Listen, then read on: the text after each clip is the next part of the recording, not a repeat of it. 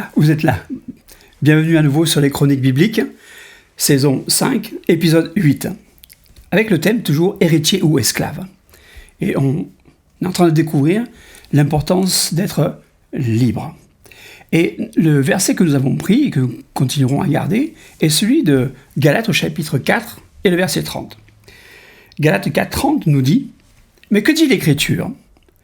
Chasse l'esclave et son fils, car le fils de l'esclave n'héritera pas avec le fils de la femme libre. » Nous devons être libres.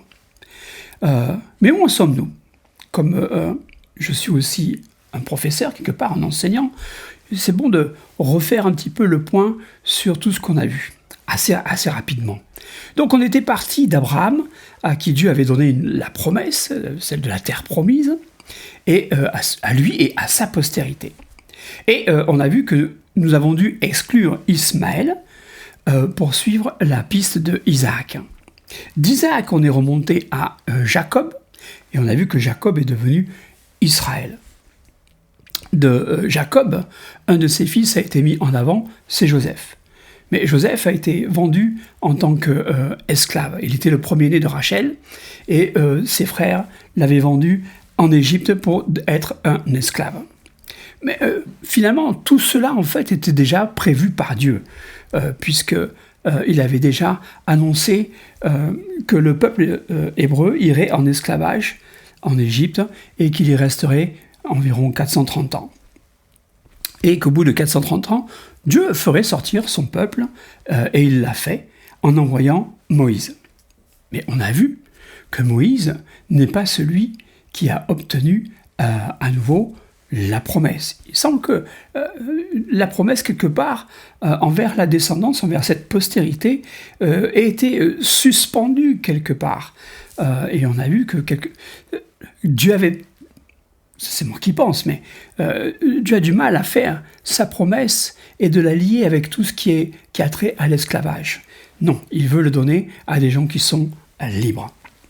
Donc, la promesse était suspendue, et on a vu que donc, le peuple sort d'Égypte, il rentre avec Josué dans la terre promise, et ce qui avait attiré notre attention, c'est que Israël avait fait toute une prophétie sur les différentes tribus hébreux. Et qu'il pointait vers Juda, et que Juda était souligné. Pourquoi ? Parce que de Juda sortiraient des rois. Et surtout, celui qu'on appelle le Shiloh, qui va être le Messie.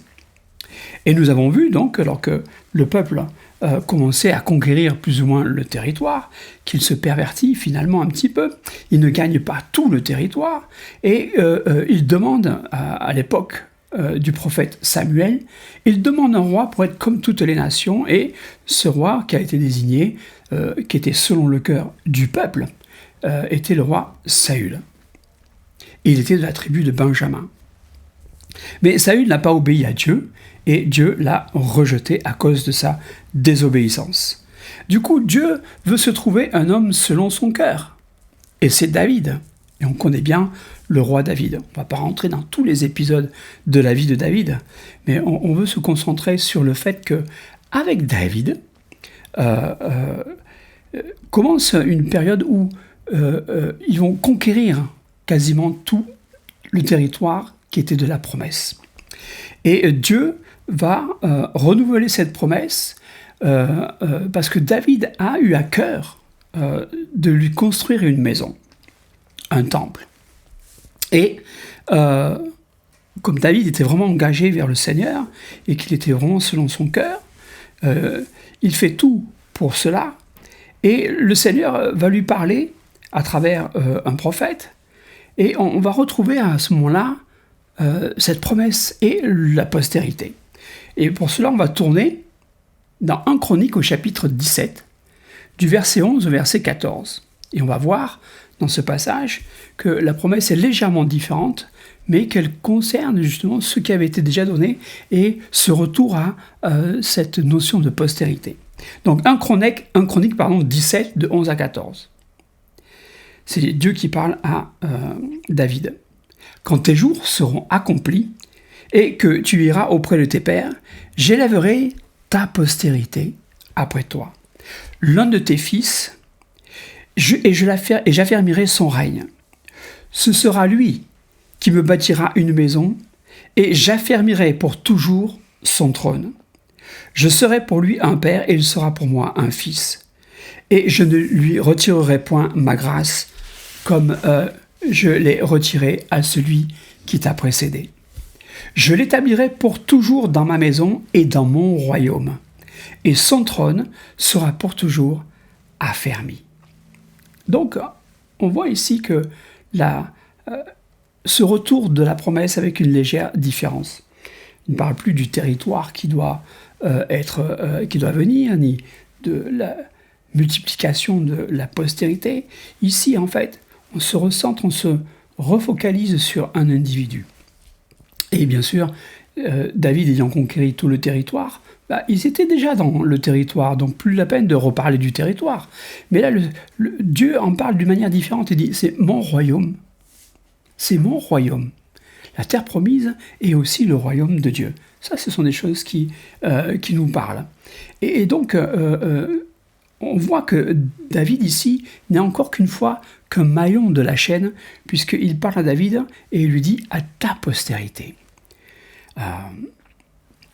Donc une nouvelle chose va apparaître dans le peuple juif et le langage du peuple juif, c'est le Messie qui vient et qui est le fils de David. À partir de là, la postérité et le fils de David est une notion qui va entrer dans l'histoire du peuple juif. Donc, on voit bien que David est une figure essentielle de l'Ancien Testament. Et on va le retrouver même dans le Nouveau Testament. Il est vraiment un modèle de serviteur selon le cœur de Dieu. Regardez ce qu'il nous est dit dans Actes, au chapitre 13, versets 22 et 23. Acte 13, 22, 23, je vous lis. Puis, l'ayant rejeté, il parle du roi Saül, il leur suscita pour roi David, auquel il a rendu ce témoignage. J'ai trouvé David, fils d'Isaïe, homme selon mon cœur, qui accomplira toutes mes volontés. C'est de la postérité de David que Dieu, selon sa promesse, a suscité à Israël un sauveur qui est Jésus. On voit ici que l'apôtre Paul, puisque c'est lui qui parle, fait un lien direct entre David et la promesse de la postérité. Et cette postérité de David, il dit, c'est Jésus-Christ. Mais avant d'en arriver vraiment à Jésus-Christ, on veut continuer à suivre cette chaîne de postérité. Et quand on remonte à l'époque de David, sa postérité directe, c'est le roi Salomon. Et Dieu a directement parlé à David pour lui dire que parmi tous les fils qu'il avait, parce que David a eu de nombreux fils, c'est Salomon qui lui succéderait. On regarde cela, on revient dans 1 Chronique au chapitre 22, du verset 7 au verset 10. 1 Chronique 22, versets 7 à 10. David dit à Salomon, « Mon fils, j'avais l'intention de bâtir une maison au nom de l'Éternel, mon Dieu. Mais la parole de l'Éternel m'a été ainsi adressée. Tu as versé beaucoup de sang et tu as fait de grandes guerres. Tu ne bâtiras pas une maison à mon nom, car tu as versé devant moi beaucoup de sang sur la terre. Voici, il te naîtra un fils qui sera un homme de repos, à qui je donnerai du repos en le délivrant de tous ses ennemis. » Ceux qui sont alentours, de tous ses ennemis d'alentour.